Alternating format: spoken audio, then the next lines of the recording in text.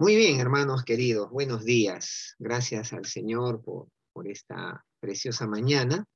Y como bien dijo nuestro hermano querido Cristian, vamos a leer la palabra, vamos a leer el texto que hoy es el texto con el cual vamos a meditar. Hoy día nos toca dentro de la serie que venimos tratando del Sermón del Monte, un tema bastante delicado, un tema bastante importante, un tema que es necesario tratarlo, porque dentro del cuerpo de Cristo, dentro de la iglesia, este es un tema que debemos tener muy en cuenta. Vamos a leer la palabra allí en Mateo capítulo 5, versos 27 al 30. Por favor, acompáñenme en la lectura de este pasaje que va a ser la base de nuestro tema de esta mañana. Dice así: oísteis que fue dicho, no cometerás adulterio. Pero yo os digo que cualquiera que mira a una mujer para codiciarla, ya adulteró con ella en su corazón. Por tanto, si tu ojo derecho te es ocasión de caer, sácalo y échalo de ti, pues mejor te es que se pierda uno de tus miembros y no que todo tu cuerpo sea echado al infierno. Y si tu mano derecha te es ocasión de caer, córtala y échala de ti, pues mejor te es que se pierda uno de tus miembros y no que todo tu cuerpo sea echado al infierno. Vamos a orar. Permítanme, por favor, unas palabras de oración. Acompáñenme, por favor. Señor amado, gracias te damos. Gracias por esta mañana hermosa en la que hemos podido adorarte, alabarte, cantar a tu nombre, porque tú eres digno de toda adoración, de toda alabanza, de toda nuestra gratitud. Y ahora, Señor, al abrir tu palabra, deseamos con todo nuestro corazón que seas tú hablando a nuestros corazones, tú ministrándonos, tú enseñándonos, instruyéndonos, corrigiéndonos, abriendo nuestra mente a la voz de tu Espíritu. Y Señor, permítenos compartir tu palabra con gracia y en el poder de tu Espíritu Santo. Te lo pedimos en el nombre de Cristo Jesús. Amén. Amén. Como decíamos hace un instante, hoy estamos tocando un tema que sin duda alguna es un tema importante para la vida de los cristianos. Ustedes saben que el Sermón del Monte se le denomina las características de los que son parte del reino de Dios, de los que han sido incorporados al reino de Dios. Y obviamente el Sermón del Monte nos pone principios de una vida diferente al común denominador, a la vida que el mundo vive.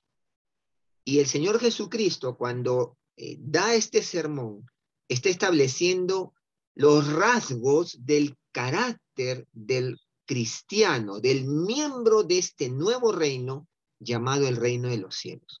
Entonces, dentro de los temas que Jesús toca un tema muy, muy importante que es el adulterio.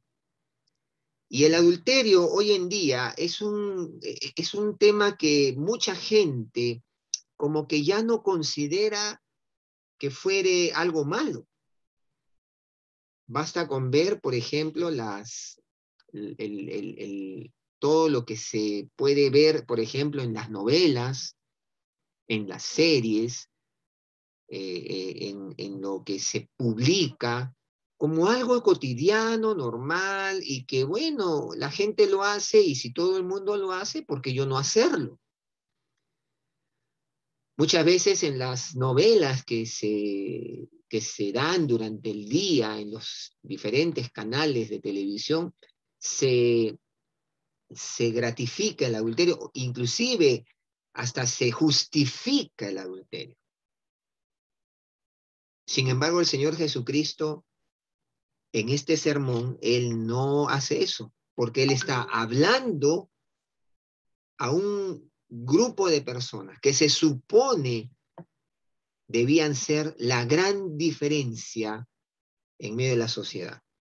Y ahora, al tratar este tema, Debemos considerar que el pueblo judío, al pueblo al que los oyentes de Jesús eran personas que conocían la ley de Dios. Ellos se regían por la ley de Dios y ellos conocían, por ejemplo, que este mandamiento, el séptimo mandamiento, que Jesús menciona en este pasaje, se encuentra en Éxodo 20, capítulo 14, que dice, no adulterarás. Para ellos esto era una demanda importante. Ellos tenían en mente que el adulterio era penado por Dios. Es muy interesante lo que dice Levítico 18, 1 al 5, por ejemplo, que para ellos no era desconocido, para los escribas de la época de Jesús no era desconocido. Miren lo que dice Levítico 18, 1 al 5. Dice, habló Jehová a Moisés diciendo, habla a los hijos de Israel y diles, yo soy Jehová, vuestro Dios. No haréis como hacen en la tierra de Egipto, en la cual morasteis, ni haréis como hacen en la tierra de Canaán, a la cual yo os conduzco, ni andaréis en sus estatutos. Mis ordenanzas pondréis por obra y mis estatutos guardaréis, andando en ellos. Yo, Jehová vuestro Dios, por tanto guardaréis mis estatutos y mis ordenanzas, los cuales haciendo el hombre vivirá en ellos. Yo, Jehová. Como diciendo, yo lo estoy diciendo. Y Dios establece que el pueblo suyo tenía que tener una identidad, porque Dios los había rescatado y los llamó para que sean una nación diferente, una nación santa, una nación apartada del común denominador de las naciones donde, por ejemplo, prácticas como el adulterio, prácticas como la poligamia, prácticas como el sacrificio de los hijos, era totalmente abominable a Dios. Ahora, esta realidad era clara en la mente y el corazón del pueblo al que Jesús le estaba hablando, y a los religiosos de su época, a los escribas y a sus oyentes. Ahora, es importante mencionar que esto hacía de que los interlocutores de Jesús en el Sermón del Monte, para ellos no sea desconocido lo que Jesús estaba diciendo. Entonces, en esta mañana vamos a mirar algunos aspectos de este tema que Jesús les plantea a ellos. Y es interesante que Jesús, cuando plantea este tema en su Sermón del Monte, él está poniendo mucho énfasis en la pureza interior, en la pureza del corazón.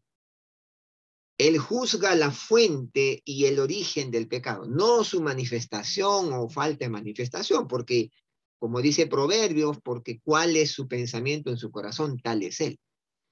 Entonces, veamos a continuación rápidamente qué nuevo concepto nos enseña Jesús. Porque si nosotros vamos al Antiguo Testamento, por ejemplo, en Deuteronomio 22, vamos a encontrar la demanda de Dios ante esta práctica muy común de los pueblos de alrededor. Dios le pone una demanda a su pueblo escogido. Miren lo que dice el 22 de Deuteronomio. Si fuera sorprendido alguno acostado con una mujer casada con marido, ambos morirán. El hombre que se acostó con la mujer y la mujer también, así quitarás el mal de Israel. Si hubiera una muchacha virgen desposada con alguno y alguno la hallare en la ciudad y se acostare con ella, entonces los sacaréis a ambos a la puerta de la ciudad y los apedrearéis y morirán. Tremendo, ¿no? O sea, había una demanda importante. Eso es lo que decía la ley. No cometerás adulterio. Y si nosotros vamos un poquito más allá al Levítico, capítulo 20, también, ¿no? 20:10 dice, si un hombre cometiere adulterio con la mujer de su prójimo, el adúltero y la adúltera indefectiblemente serán muertos. ¿Por qué Dios era tan drástico con esta práctica? Porque definitivamente lo que está buscando Dios es proteger el hogar, proteger el matrimonio, proteger a la familia, proteger ese vínculo, ese núcleo que es la base, la célula del hogar, es la base de la sociedad.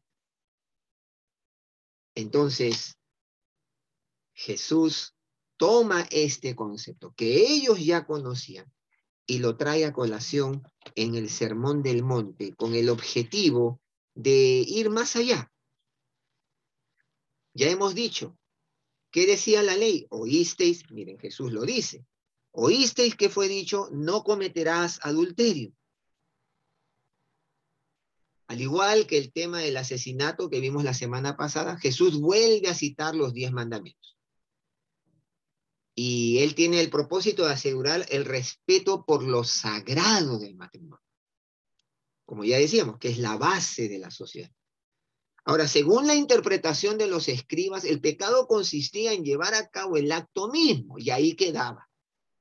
Ahí quedaba el asunto, por cierto, ellos se sentían aliviados por no sentirse culpables de violar dicho mandamiento de la ley de Dios, porque si ellos no estaban en el acto mismo, entonces se sentían libres de ese pecado. Ahora, esta era una posición muy cómoda y hasta cierto punto habían limitado el alcance de este mandamiento.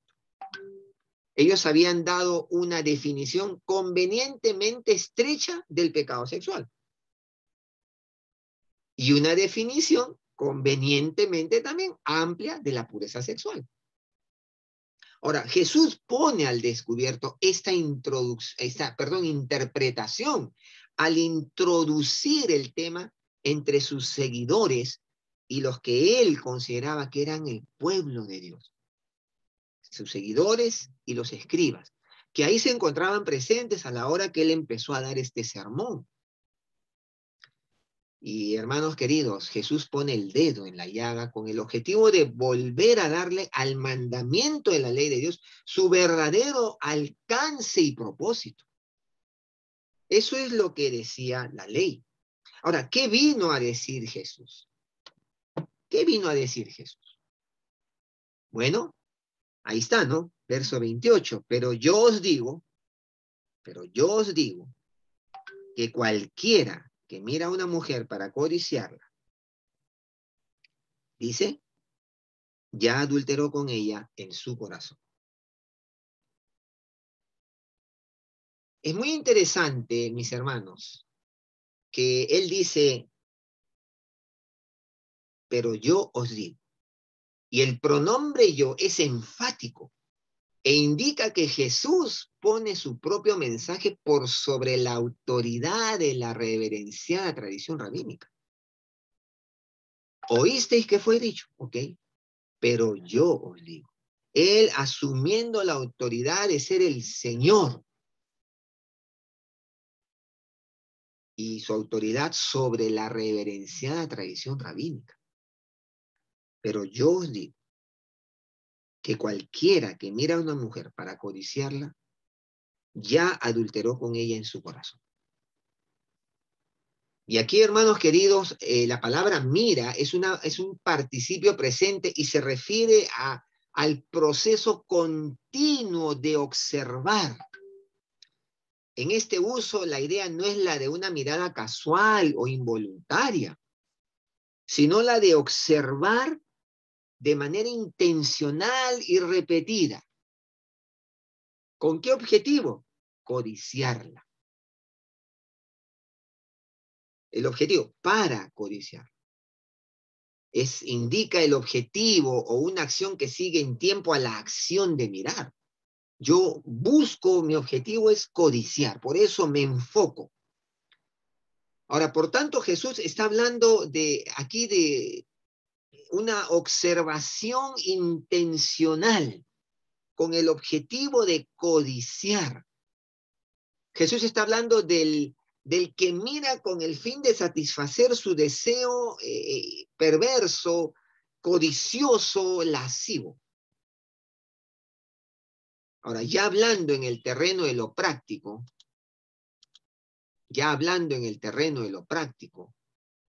y cotidiano, el Señor está hablando del hombre que ve a una mujer y empieza a fantasear con ella.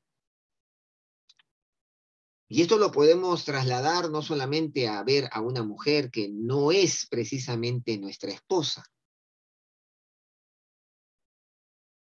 y que de pronto nos llama la atención, nos atrae, pero ya no es solamente esa mirada casual, esa mirada de querer apreciar la belleza, porque Dios nos ha dado la capacidad de apreciar la belleza.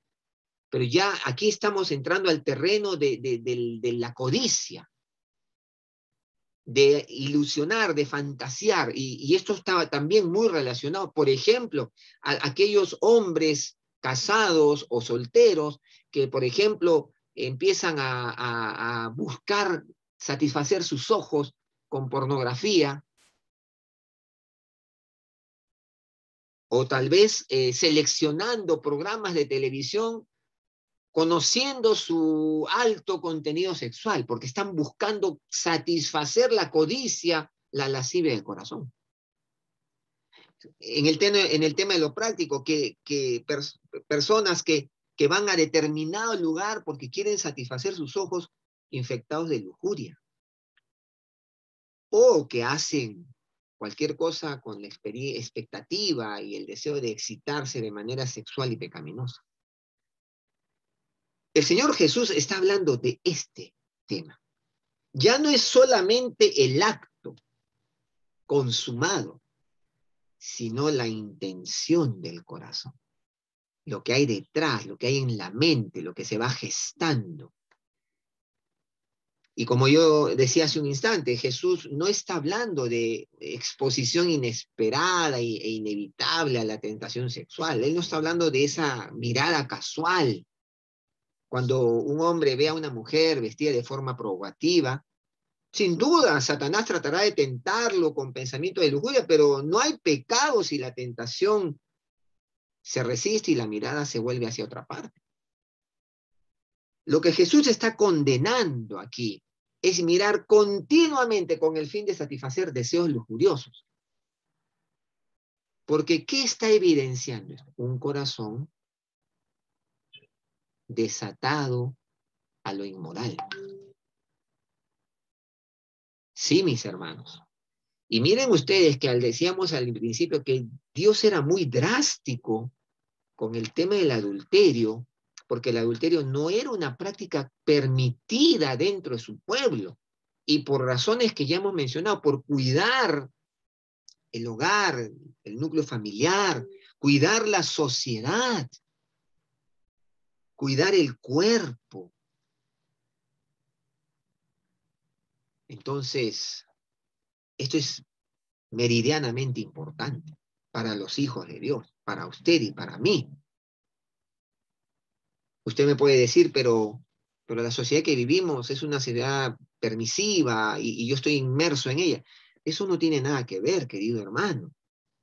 Si usted es parte del reino de Dios, usted tiene una demanda tremendamente importante de ser fiel, fiel a su esposa, fiel a su hogar. Tenemos, yo también. Ahora, decimos que esto no tiene nada que ver con una mirada casual. Miren, David, por ejemplo, ¿no? El rey David no tuvo culpa por ver a Betsabé bañándose.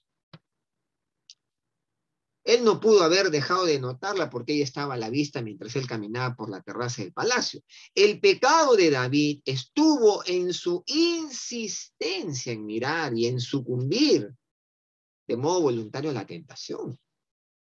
Él pudo haber alejado la mirada y sacar esas imágenes de su mente.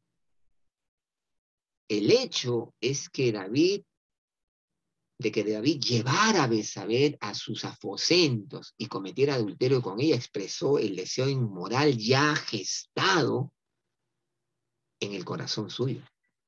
Y eso lo vemos en 2 Samuel 11, ¿verdad?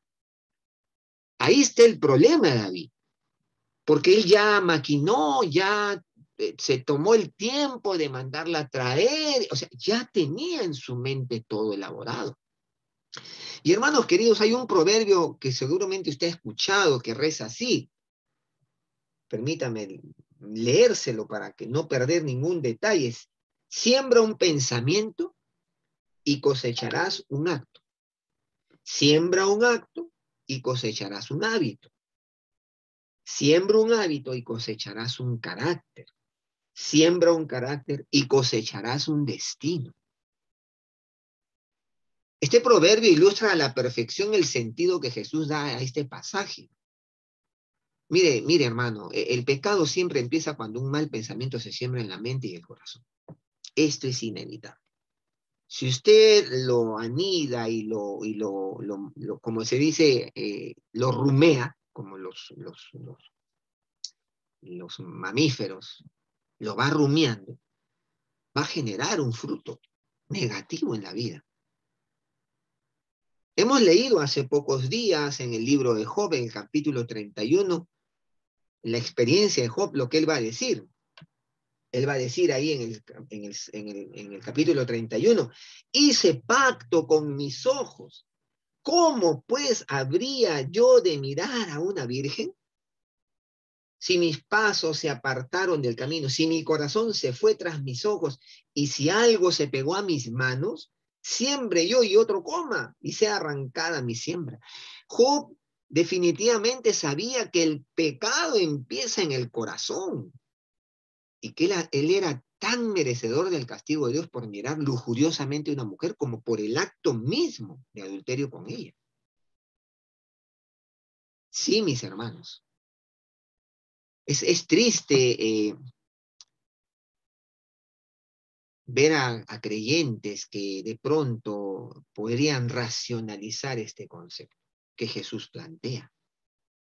Es triste cuando un creyente puede justificar este tipo de conducta en su vida siendo creyente,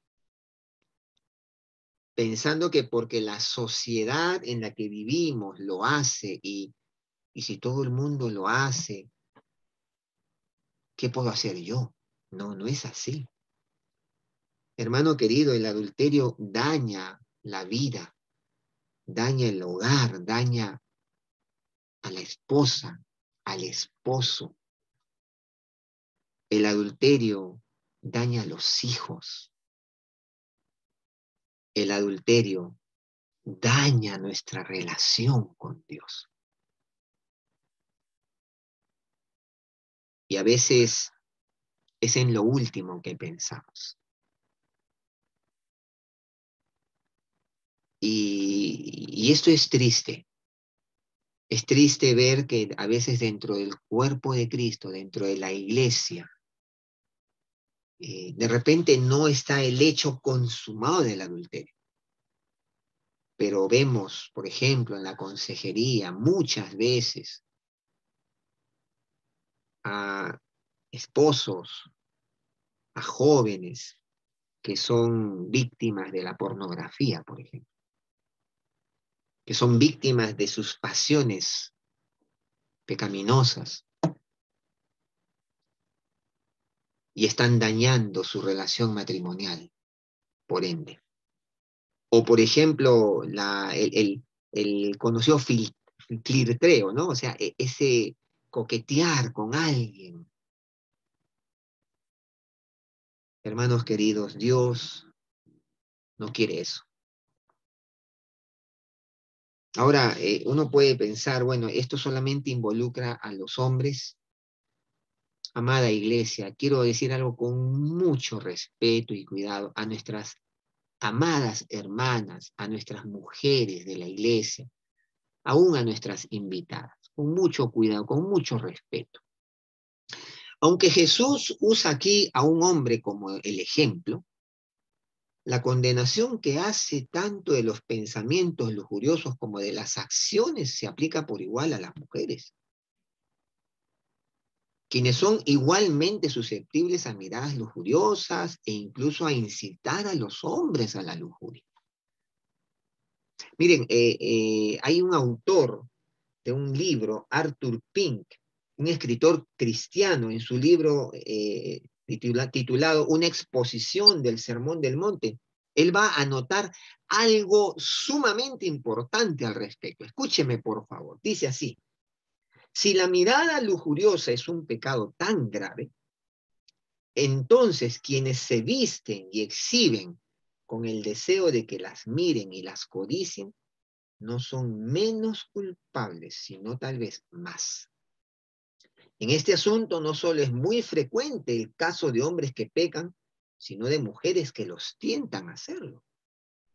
Qué grande debe ser la culpa de la gran mayoría de señoritas modernas de que de modo deliberado tratan de despertar pasiones sexuales en hombres jóvenes.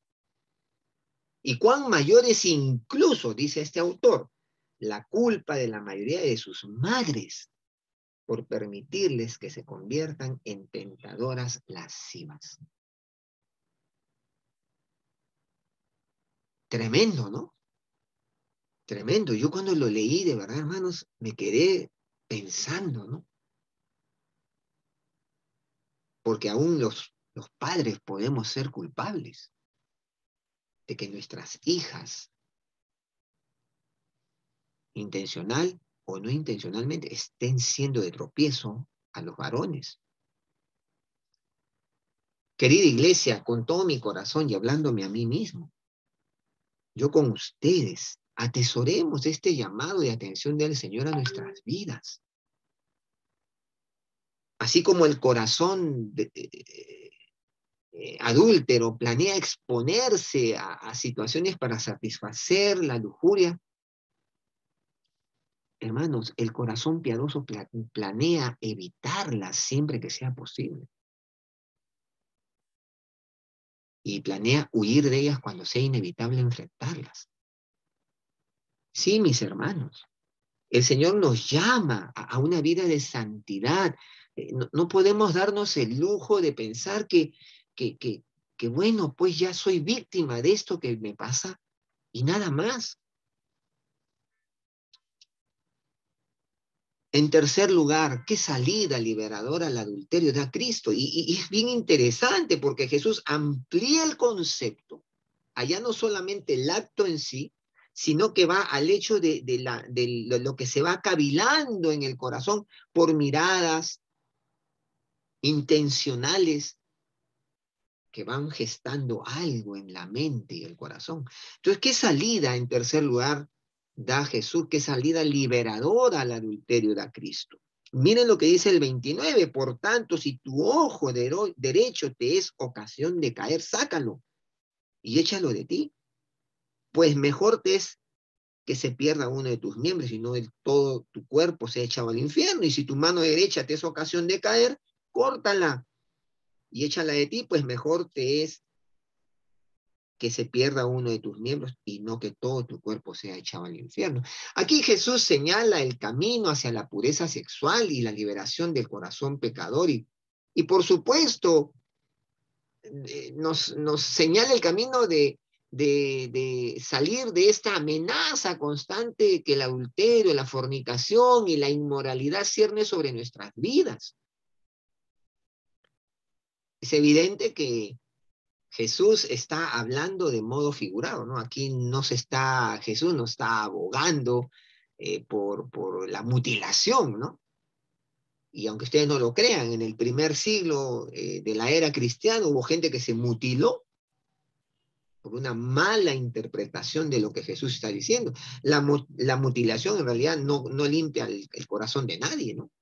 La intención de las palabras de Jesús es llamarnos a una autonegación moral rigurosa, como dice John Stott en su libro, ¿no? A una autonegación moral rigurosa. Jesús está enseñando que el sendero de la santidad no es la mutilación, sino la mortificación del yo. La mortificación del yo. El tomar la cruz de Cristo para seguirlo, lo cual significa rechazar las prácticas pecaminosas con tal resolución que morimos a ellas o las hacemos morir.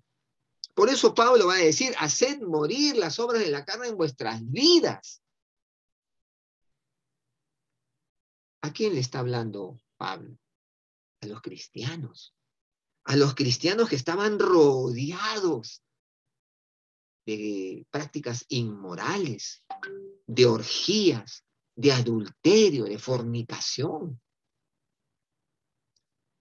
Y entonces esta mortificación del yo tiene que ver o quiere decir entonces que si tu ojo te es ocasión de caer, no mires. Si tu pie te es ocasión de caer, no vayas.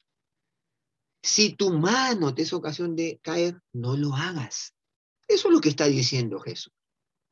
Obedecer este mandamiento de Jesús implicará para muchos de nosotros una cierta mutilación en la vida.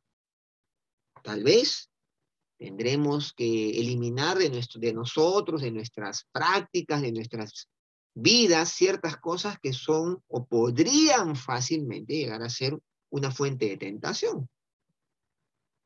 Esto en la práctica podría significar rehusar deliberadamente, por ejemplo, leer cierta literatura. Rehusar ver ciertas películas o series, dejar de visitar ciertas exhibiciones o páginas de internet, dejar de frecuentar ciertos lugares o personas, ya sea de manera virtual o física. Tal vez romper con ciertas relaciones. Sí, mis hermanos. Esta clase de mutilación es de lo que Jesús está hablando. Tal vez dejar de escuchar determinado tipo de música que podría estar incitándote a pensamientos contrarios a la santidad que Dios está pidiendo. Pero vale decir que esto es si tu ojo, mano o pies te son ocasión de caer. Porque no somos iguales, hermanos. Todos somos diferentes. Todos tenemos determinada inclinación y uno tiene que evaluar. ¿Mi ojo me es ocasión de caer? Pues bueno, entonces corto con estas cosas. ¿Mi mano es ocasión de caer? Entonces ya no hago estas cosas. ¿Mi pie es ocasión de caer? Entonces no voy a ciertos lugares. Miren, hermanos, este tipo de vida está basada en decisiones que debemos tomar a solas delante de Dios, reconociendo qué nos afecta de manera directa. Yo no puedo determinar qué te afecta a ti. Yo sí puedo determinar qué me afecta a mí y yo tendré que tomar las decisiones que me van a permitir vivir una vida santa para Dios. Este tipo de autonegación es lo que Job precisamente hizo consigo mismo. Job determinó con antelación guardarse a sí mismo, haciendo un pacto con sus ojos para no mirar a una mujer que pudiera tentarlo. Y hermanos queridos, esta clase de vida implica disciplina y el anhelo de vivir agradando al Señor en aspectos tan íntimos como nuestras más profundas pasiones personales. Esta clase de vida se trata de nadar contra la corriente actual de pensamiento. Sí, mis hermanos. Porque hoy en día se gratifica la convivencia, por ejemplo. Se gratifica, como dicen vulgarmente, ese segundo canal, ¿no? Ya, yo puedo tener mi otra mujer. Y se justifica, hermanos. Y penosamente, a veces entre los cristianos también se justifica. Esta clase de vida implica autonegación rigurosa. Esta clase de vida significa nadar contra la corriente y alinearnos con el pensamiento y sentir de nuestro Dios para nuestras vidas. Querido hermano, querido amigo, que usted está aquí hoy, ¿qué de usted? Yo le hago esta pregunta haciéndomela yo mismo. ¿Qué de nosotros? ¿Qué de usted? ¿Qué de mí? ¿Cómo estamos afrontando nuestra vida moral? ¿Somos víctimas de nuestra propia naturaleza pecaminosa y de nuestra lascivia en esta área de nuestra vida? Podríamos decir, si Dios nos mirara, que somos fieles a nuestra esposa, que somos fieles en nuestra vida moral, que somos fieles en nuestro pensamiento. ¿Qué le ha mostrado el Señor hoy que debe hacer de ahora en adelante en esta área de su vida? ¿Qué cambios le está mostrando el Señor que debe ejecutar en sus hábitos personales? Tal vez tenga que cortar con ciertas cosas que ve, que escucha, ciertas relaciones. Recuerde que el pecado debe ser tratado de manera radical en nuestras vidas. De manera radical.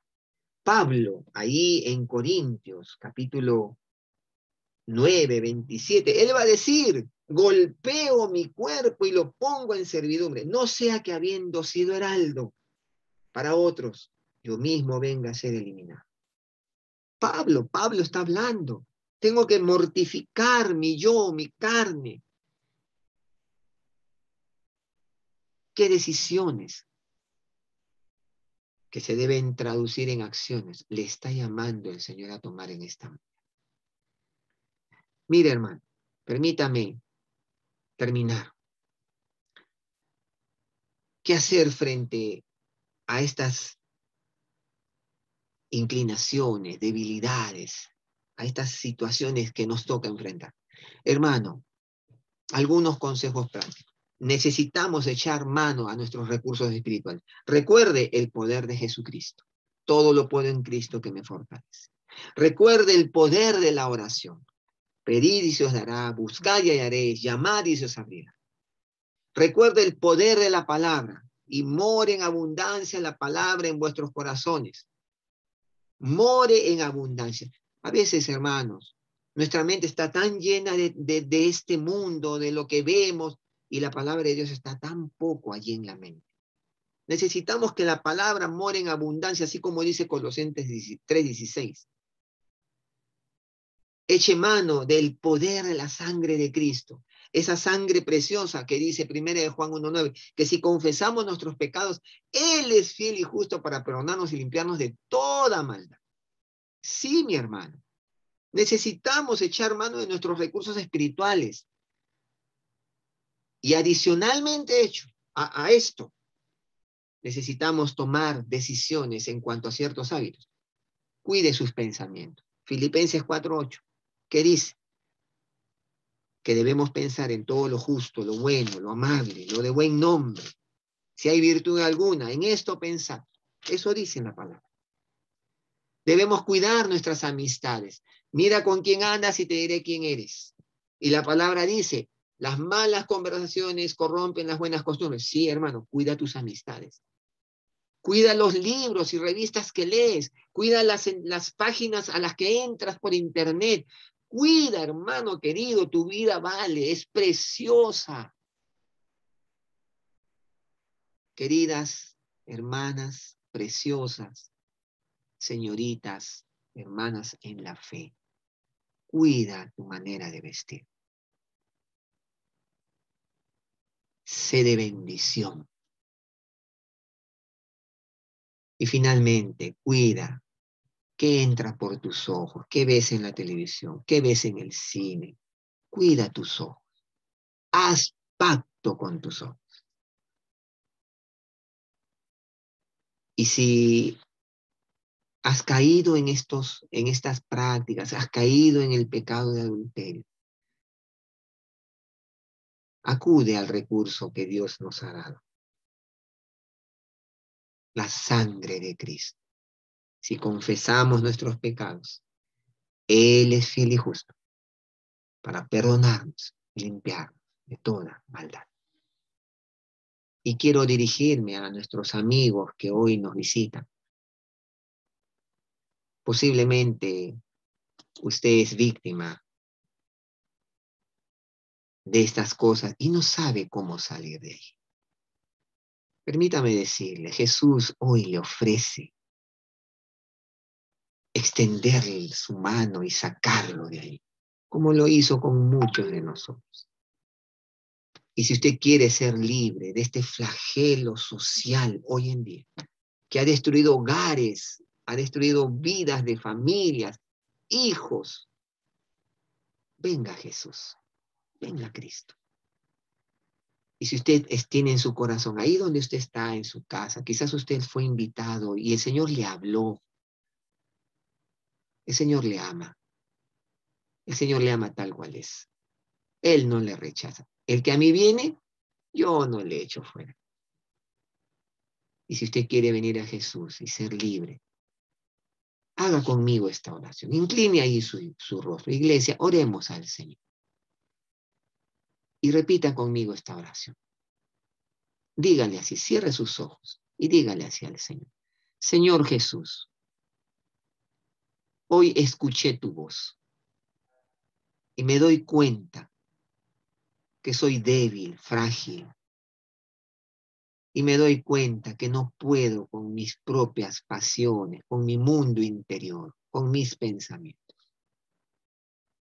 Pero hoy vengo a tu invitación. El que a mí viene, yo no le echo fuera. Vengo a que tú me ayudes, me extiendas tu mano y me hagas libre de esto que me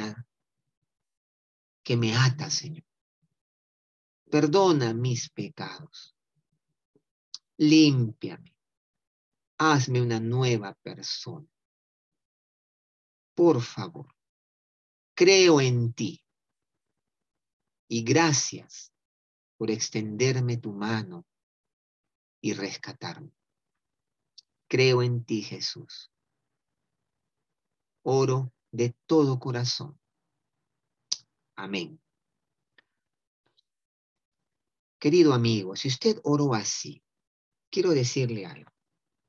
Si usted fue sincero, hoy Jesucristo le ha extendido su mano.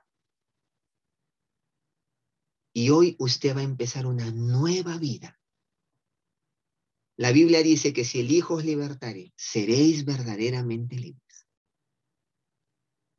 Y segundo, si usted hizo la oración, hágaselo saber a la persona que le invitó. Él le ayudará a saber qué más hacer en este caminar diario. Iglesia de Cristo, que Dios nos permita vivir vidas santas. Y si usted tiene algún problema de este tipo, acuda por ayuda, que con mucha discreción le ayudaremos y con mucho amor, porque todos, incluyendo un servidor, estamos en esa misma batalla de vivir vidas santas, de vivir este carácter que Jesús vino a establecer dentro de los que somos parte de su. Gloria a Dios. Oremos. Señor, gracias por tu palabra. Aplícala a nuestros corazones, a tu iglesia aquí, y danos el ser obedientes y vivir agradándote, cuidando nuestros hogares, cuidando nuestras vidas matrimoniales, nuestra vida moral. Danos el ser puros en nuestra vida moral, sexual, mental. Danos pensamientos santos que te honren a ti. Gracias te damos. En el nombre de Jesús. Amén y amén. Dios les bendiga.